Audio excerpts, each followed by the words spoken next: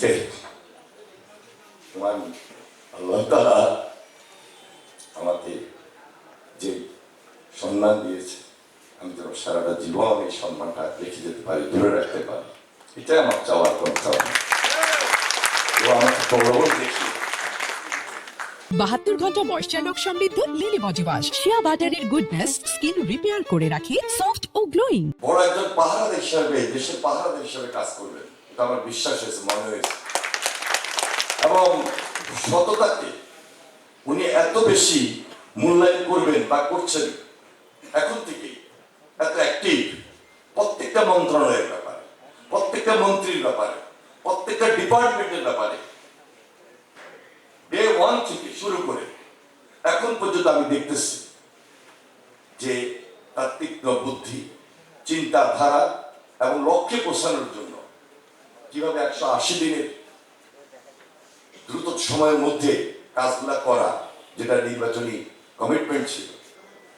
আপনাদের কাছে ছিলাম, মন্ত্রী হওয়ার কারণে আমাকে আপনারা দূরে ঠেলে দেবেন না।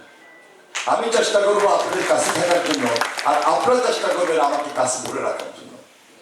আমি এই আহ্বানটুকু প্রায় করি। গত 3-4 দিন আমি লক্ষ্মীপুরের 2-3 দিন আমি লক্ষ্মীপুরে অনেকগুলো প্রোগ্রাম করেছি, গ্রামে গিয়েছি, গণসংযোগে আবার নেমেছি এবং আগামী 5 বছরে এই বিরোধী দলের সঙ্গে কিভাবে রাজনীতিটা করব সেই হিসাব থেকে কাজ করছি। আপনাদের সঠিক পরামর্শ আমি মনে করি আমাকে আরো বেশি অ্যাক্টিভ রাখবে, আরো বেশি আমি দেশ এবং জাতির জন্য কিছু দিতে পারবো। আগে বলেছি আমার চাওয়া পাওয়ার কিছু নাই। আমি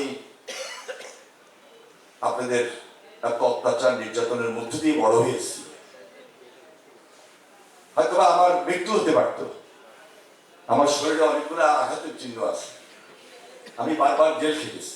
আজকে তোমার আল্লাহ তাআলা আমাকে যে সম্মান দিয়েছে, আমি যেন সারাটা জীবন এই সম্মানটা রেখে যেতে পারি, ধরে রাখতে পারি, এটাই আমার চাওয়ার কোন চাওয়া।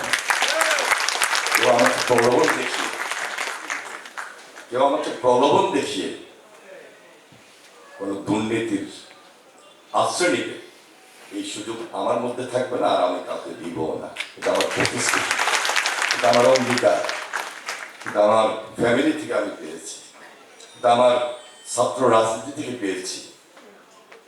এটা আমি বিশেষ করে বলবো আমার প্রাণপ্রিয় নেত্রী, দেশনেত্রী বেগম খালেদা জিয়ার পাশে থেকে কাজ করার সুবাদে পেয়েছি।